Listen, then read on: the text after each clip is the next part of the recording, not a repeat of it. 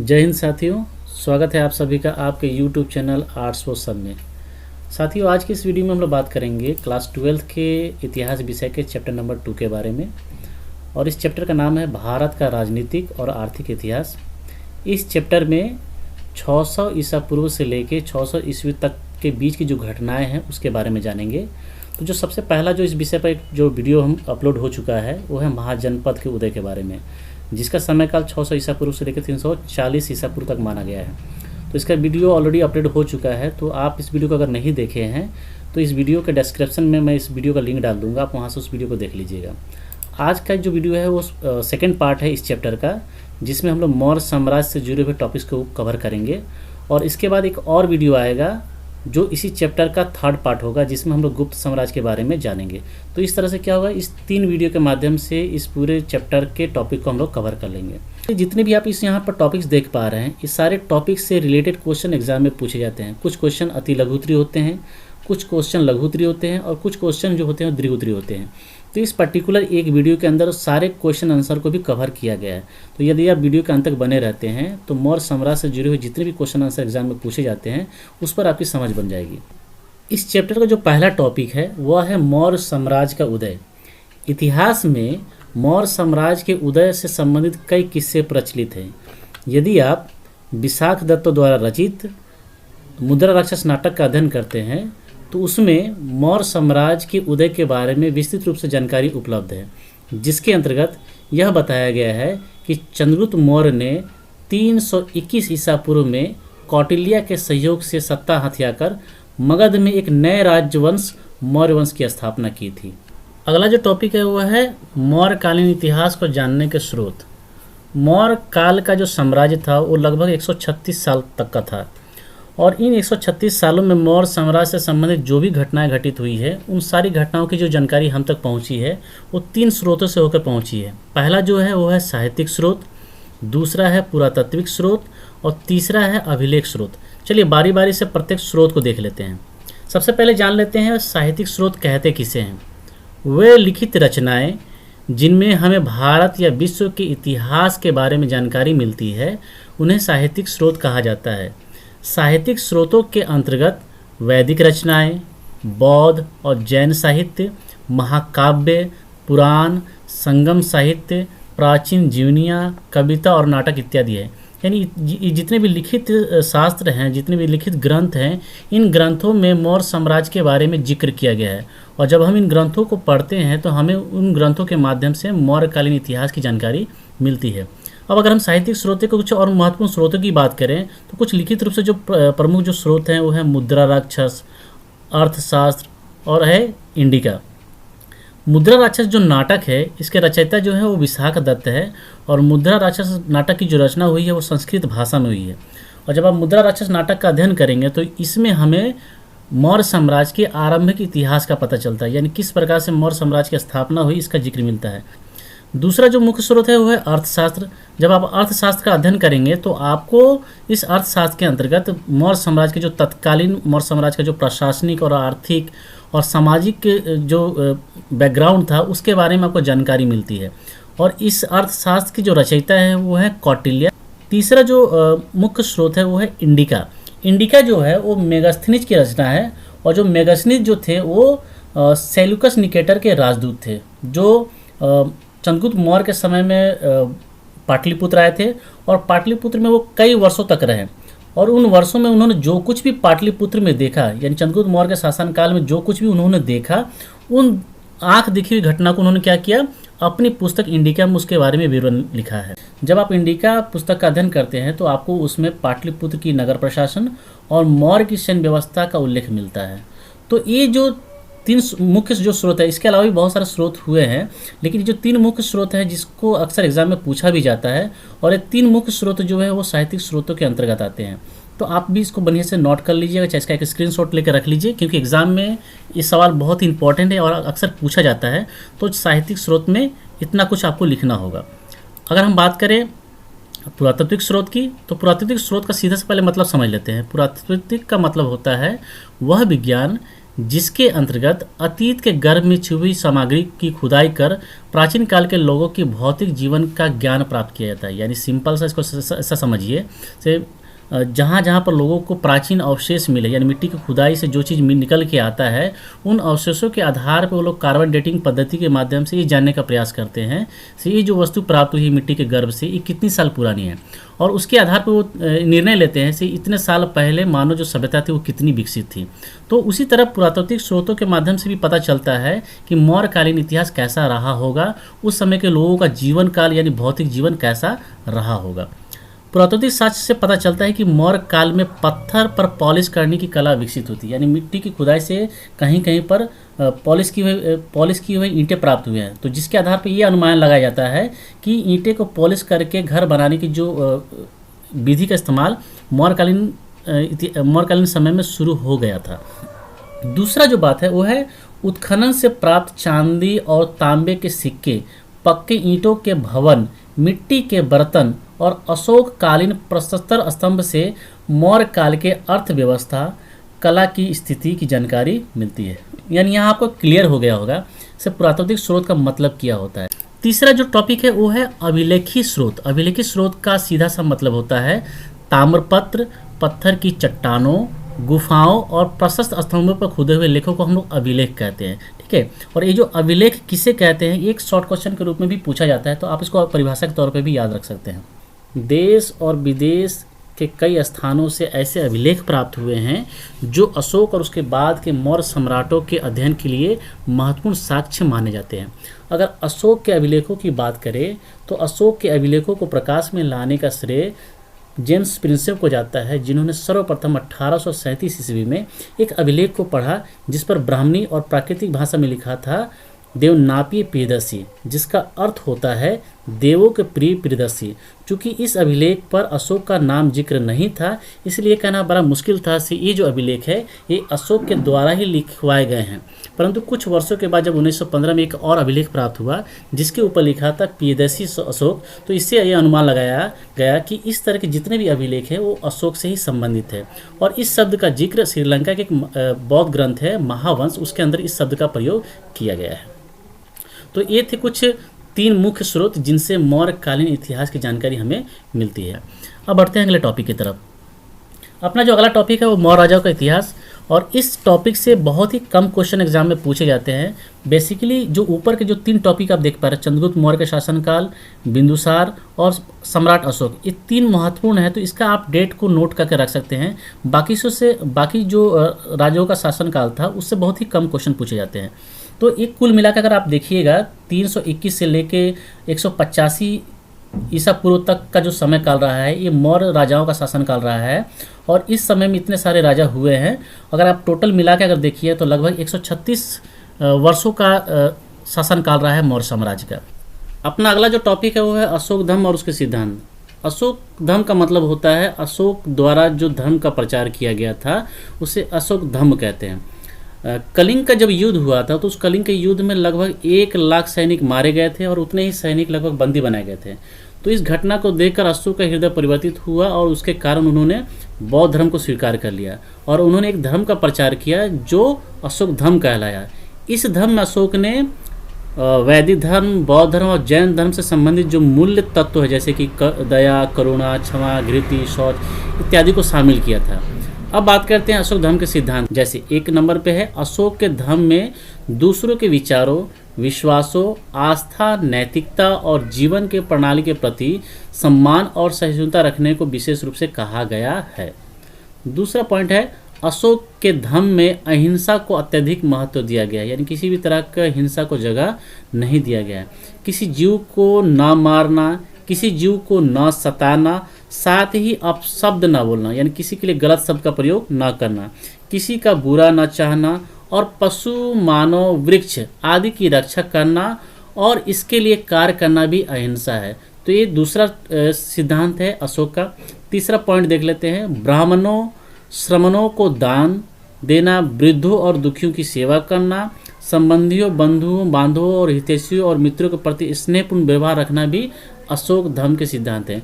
कुछ ये 3 पॉइंट्स मुख्य पॉइंट्स है। इसके अलावा भी बहुत सारे सिद्धांत हैं, अगर आप उसको बुक का अध्ययन कीजिएगा तो बहुत सारे और भी पॉइंट्स हैं, लेकिन अगर एग्जाम में आप इतना भी लिख देते हैं तो आपको अच्छे खासे मार्क्स मिल जाएंगे।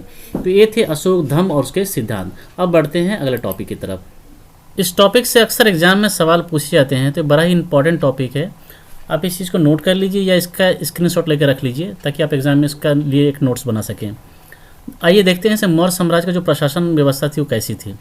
कौटिल्य के अर्थशास्त्र, अशोक के अभिलेखों और मेगास्थनीज के वृत्तांतों के उपलब्ध उदाहरण से हमें मौर्य प्रशासन की जानकारी मिलती है। प्रशासनिक सुविधा के लिए केंद्रीय प्रशासनिक तंत्र को अनेक भागों में विभक्त किया गया था, जिसे तीर्थ कहा जाता है। कौटिल्य ने अर्थशास्त्र में 18 तीर्थों यानी विभागों का उल्लेख किया है।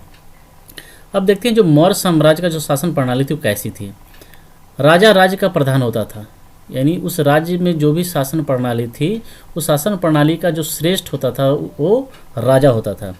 उसके पास न्यायिक, विधायी और कार्यकारी तीनों प्रकार की शक्तियाँ होती थी, यानी राजा के पास किसी भी तरह का निर्णय लेने का या किसी भी तरह का कार्रवाई करने का पूर्ण अधिकार था। राजा मंत्री परिषद की सहायता से शासन करता है, यानी ऐसा नहीं कि जो राजा वहाँ के होते थे वो अपने मन से भी कोई चीज़ निर्णय ले लिया, ऐसा नहीं होता था। वो उनके पास एक मंत्री परिषद होता था जिनके साथ वो सलाह मशवरा करके ही इस राज्य को चलाते थे।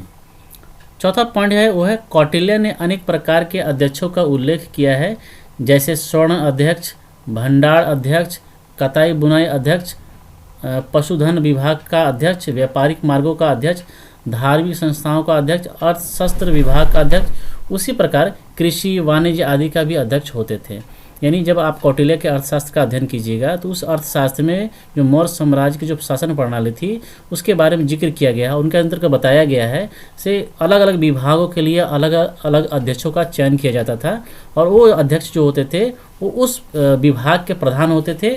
उस विभाग को चलाने का पूर्ण जिम्मेदारी उस विभाग के अध्यक्ष की होती थी। लास्ट जो पॉइंट है वो है राजा की निरंकुशता और केंद्रीय प्रशासन की पकड़ को मजबूत बनाने के लिए एक संगठित गुप्तचर प्रणाली का गठन किया गया था। गुप्तचरों में स्त्री और पुरुष दोनों होते थे, यानी गुप्तचर का काम होता था से उनके साम्राज्य में कोई भी व्यक्ति राजा या राज्य के प्रति किसी तरह का षड्यंत्र तो नहीं रच रहा है। इस चीज़ को जानकारी को इकट्ठा करने के लिए राजा द्वारा गुप्तचर प्रणाली की भी व्यवस्था की गई। तो आप देख पा रहे हैं मौर्य साम्राज्य की शासन प्रणाली कैसी थी। ये जो टॉपिक है बार बार बता रहा हूँ, ये टॉपिक बड़ा इंपॉर्टेंट है, तो आप इसको अच्छी तरीके से याद कर लीजिएगा। चलिए बढ़ते हैं अगला टॉपिक की तरफ। अगला जो टॉपिक है वो है मौर्य काल की कला और स्थापत्य। यानी मौर्य काल में जो कला थी वो बड़ा ही रोचक और बड़ा ही आकर्षक थी। अगर मौर्य काल की कला की बात करें तो उसको 2 भागों में बांटा गया है, एक है राजकीय कला और दूसरा है लोक कला। तो दोनों को बारी बारी से देख लेते हैं। राजकीय कला के अंतर्गत नगर निर्माण, स्तूप, गुफाएं एवं स्तंभ आते हैं। मौर्यकालीन स्थापत्य कला का सर्वोत्तम स्वरूप साथी और सारनाथ के पास स्थानों में दृष्टिगोचर होता है। विशेषकर सारनाथ में बनी अशोक का चतुर्मुख सिंह स्तंभ अपने कलात्मक के लिए विश्वविख्यात है। दूसरा पॉइंट है वो है लोक कला। लोक कला के अंतर्गत पत्थर की मूर्तियाँ, मृदभांड यानी मिट्टी के बर्तन आते हैं। अनेक पूरा स्थानों से प्राप्त मृण्मयी मूर्तियाँ, विशेष रूप से यक्ष और यक्षिणी की मूर्तियाँ लोक कला के श्रेष्ठता को प्रदर्शित करता है। तो ये जो मौर्य काल की कला और स्थापत्य है, इससे लघु उत्तरीय प्रश्न पूछे जाते हैं, तो ये भी बड़ा इंपॉर्टेंट टॉपिक है, तो इसको भी आप याद कर लीजिएगा। चलिए बढ़ते हैं अगले टॉपिक की तरफ। ये अगला जो टॉपिक है वो है मौर्य साम्राज्य का पतन। चलिए देखते हैं मौर्य साम्राज्य के पतन का कारण क्या था। अशोक के बाद मौर्य साम्राज्य की तीव्रता से विघटन आरंभ हुआ। अशोक के उत्तराधिकारी कमजोर और अयोग्य थे, यानी जिस तरह से अशोक अपने राज्य को चला रहा था उस तरह से उनके बाद के जो उत्तराधिकारी थे वो उस तरह से राज्य को चलाने में असमर्थ थे। वे साम्राज्य की एकता बनाए नहीं रख सके। ऐसी परिस्थिति में अंतिम मौर्य शासक बृहदत्त के सेनापति पुष्यमित्र शुंग ने राजा की हत्या कर गद्दी पर अधिकार कर लिया। जैसे ही राजा कमजोर हुआ बृहदत्त, तो क्या हुआ, जो सेनापति था उसने उस पर आक्रमण करके उस राजा को मार डाला और वहाँ के गद्दी को हड़प लिया। इससे क्या हुआ, जो मौर्य साम्राज्य था उसका पतन हो गया। इसके अलावा कुछ और भी पॉइंट्स हैं जो ये दर्शाते हैं कि मौर्य साम्राज्य का पतन क्यों हुआ। आइए उसको भी बारी बारी से देख लेते हैं। अनेक इतिहासकारों ने मौर्य साम्राज्य के पतन के लिए अशोक को उत्तरदायी माना है। अब इसके पीछे कारण क्या वो देख लेते हैं। सर्वप्रथम अशोक की अहिंसा नीति एवं युद्ध त्याग ने मौर्य के सैनिकों की शक्ति को कमजोर कर दिया। यानी कलिंग युद्ध के बाद जब अशोक बौद्ध धर्म को स्वीकार कर लिए और उनका जो अधिकतर जो रुझान था वो बौद्ध धर्म और धर्म प्रचार के प्रति था, तो उन्होंने युद्ध नीति को जैसे ही त्याग दिया, से क्या होगा, सैनिकों की जो शक्ति थी वो धीरे धीरे कमज़ोर होने लगी। और जैसे जैसे सैनिकों की शक्ति कमज़ोर होने लगी तो बाकी जो राजा थे वो उस पर आक्रमण करके उनके साम्राज्य को नष्ट कर दिया। दूसरा जो पॉइंट है वो है बौद्ध धर्म के प्रति अधिक अनुरक्त रहने के कारण ब्राह्मणों में प्रतिक्रिया हुई, जिसके कारण पुष्यमित्र शुंग ने बृहद्रथ की हत्या करके मौर्य साम्राज्य को समाप्त कर दिया। ये दूसरा पॉइंट हो गया। तीसरा देख लेते हैं, अशोक की अधिक दान देने की नीति से खजाना खाली हो गया, जिससे अर्थव्यवस्था दुर्बल पड़ गई। इन सब के परिणाम स्वरूप मौर्य साम्राज्य का पतन हो गया। एक 3 मुख्य पॉइंट मैंने यहाँ पर आपको बताए हैं। इसके अलावा भी बहुत सारे पॉइंट्स किताबों में हैं, लेकिन अगर आप एग्ज़ाम में इतना भी लिख देते हैं तो आपको अच्छा खासा नंबर मिल जाएगा। अगला जो टॉपिक है वो है अति लघु त्रिप्रश्न और उत्तर। मौर्य साम्राज्य से संबंधित जितने भी अति लघु त्रिप्रश्न है उसको बारी बारी से हम लोग देख लेते हैं। सबसे पहला जो सवाल है वो है मौर्य साम्राज्य की स्थापना कब हुई। तो मौर्य साम्राज्य की स्थापना 321 ईसा पूर्व में हुई है। मौर्य साम्राज्य के संस्थापक कौन थे। मौर्य साम्राज्य के संस्थापक चंद्रगुप्त मौर्य थे। तीसरा जो सवाल है वो है मौर्य साम्राज्य का प्रथम शासक कौन था। तो मौर्य साम्राज्य का प्रथम शासक चंद्रगुप्त मौर्य था। चौथा सवाल, कौटिल्य कौन थे। चंद्रगुप्त मौर्य के महामंत्री कौटिल्य थे। कौटिल्य को और किस नाम से जाना जाता है। तो कौटिल्य को चाणक्य और विष्णुगुप्त के नाम से भी जाना जाता है। छठा जो सवाल है वो है मुद्रा राक्षस नाटक के रचयिता कौन है। तो मुद्रा राक्षस नाटक के रचयिता विशाखदत्त है। सातवां सवाल, इंडिका किसकी रचना है। इंडिका मेगास्थनीज की रचना है। अगले सवाल की तरफ बढ़ते हैं। आठवां सवाल है अर्थशास्त्र किसकी रचना है। अर्थशास्त्र कौटिल्य की रचना है। नौवां सवाल, किस शहर में अशोक के शिलालेख नहीं है। पाटलिपुत्र में अभी तक अशोक के कोई भी शिलालेख नहीं मिले हैं। 10वां सवाल है वह व्यक्ति कौन है जिसका नाम देवान प्रियदर्शी भी था। यानी देवान प्रियदर्शी के नाम से उनको बुलाया जाता था। तो अशोक को देवान प्रियदर्शी के नाम से भी बुलाया जाता था। कुछ ऐसे भी अभिलेख मिले हैं जिस पर देवान प्रियदर्शी अंकित है और उसके बाद में अशोक का नाम है। तो इससे ये पता चलता है अशोक को देवान प्रियदर्शी कहा जाता था। 11वां सवाल, किस जैन ग्रंथ में चंद्रगुप्त मौर्य के जैन धर्म अपनाने का उल्लेख मिलता है। तो है प्रशिष्ट पर्वन में जिक्र है कि चंद्रगुप्त मौर्य जैन धर्म को स्वीकार किया था। अगला सवाल है किसने पाटलिपुत्र को पोलीब्रोथ कहा था। मेगास्थनीज अपनी पुस्तक इंडिका में पाटलिपुत्र को पोलीब्रोथ कहा है। 13वां सवाल है किस ग्रंथ में चंद्रगुप्त मौर्य के लिए वृषल यानी निम्न कुल शब्द का प्रयोग किया गया है। मुद्रा राक्षस नाटक में चंद्रगुप्त के लिए वृषल शब्द का प्रयोग किया गया है। 14वां सवाल है सम्राट अशोक द्वारा कलिंग पर चढ़ाई की जानकारी के लिए कौन सबसे महत्वपूर्ण स्रोत। 13वां जो बृहद शिलालेख है इसके ऊपर में अशोक ने इस कलिंग युद्ध की चढ़ाई का उल्लेख किया है। 15वां सवाल देखते हैं शिलालेखों में किस राजा को देवनापी प्रियदर्शी यानी देवताओं का प्रिय कहा गया है। तो सम्राट अशोक को देवनापी प्रियदर्शी कहा गया है। 16वां सवाल है मौर्य काल में गुप्तचरों को क्या कहा जाता था। तो मौर्य काल में गुप्तचरों को गुड पुरुष कहा जाता था। 17वां सवाल है चंद्रगुप्त मौर्य के शासन विस्तार में महत्वपूर्ण योगदान देने वाले व्यक्ति का नाम क्या है। जाहिर सी बात है कौटिल्य, जिनको चाणक्य और विष्णुगुप्त के नाम से भी जाना जाता है। 18वां सवाल मौर्य साम्राज्य में प्रचलित मुद्रा का नाम क्या था। मौर्य साम्राज्य में जो मुद्रा का प्रचलन था उस मुद्रा को कहा जाता था पन्न। 19वां सवाल मेगास्थनीज किसका राजदूत था। मेगास्थनीज यूनानी शासक सेल्यूकस निकेटर का दूत था। 20वां सवाल है चंद्रगुप्त मौर्य ने सेल्यूकस को कब पराजित किया था। तो चंद्रगुप्त मौर्य ने सेल्यूकस को 305 ईसा पूर्व में उसको पराजित किया था। और अंतिम सवाल है 21वां धर्म की शुरुआत किसने की थी। तो धर्म की शुरुआत अशोक ने की थी। तो उम्मीद करता हूँ कि आपको ये जो वीडियो है अच्छा लगा होगा और आप इससे मौर्य साम्राज्य से संबंधित जितने भी टॉपिक्स हैं वो आपको क्लियर हो गया होगा। यदि आपको ये वीडियो अच्छा लगा है और ये वीडियो आपको इन्फॉर्मेटिव लगा है तो आप इस वीडियो को लाइक कीजिए और इस चैनल को सब्सक्राइब करके बेल आइकन को दबा के ऑल के नोटिफिकेशन को ऑन कर लीजिए, ताकि मैं जब इसका अगला पार्ट बनाऊँ या किसी भी विषय से संबंधित कोई भी वीडियो जो अपलोड करूँ तो उसकी नोटिफिकेशन आप तक पहुँच जाए। तो फिर मिलते हैं किसी अगले वीडियो के साथ, तब तक के लिए दीजिए इजाज़त। धन्यवाद।